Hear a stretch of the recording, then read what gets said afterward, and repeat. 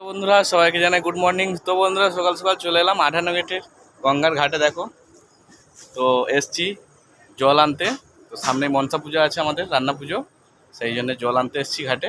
তো চলো দেখি জলটা তুলে নিয়ে বাড়ি যাব। দেখো তোমাদের 58 গেটটাও দেখিয়ে দিচ্ছি। দেখো ওই দেখো, দেখতে পাচ্ছ 58 গেটে সব জল বেরোচ্ছে এখন।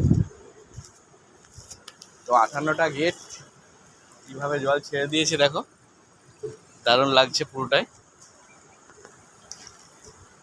আর এই যে নদীর জল উঠছে পুরোটাই, ওখান থেকে যে জল ছাড়ছে সেখান থেকে জল যেমন বেরোচ্ছে, পুরো জলটা ঘুরপাক খাচ্ছে। তো পুরোটাই দেখো কত সুন্দর, দারুণ লাগছে। তো তোমাদের কেমন লাগলো অবশ্যই কমেন্টে জানিও। টাটা সবাইকে, ভালো থেকো, সুস্থ থেকো সবাই।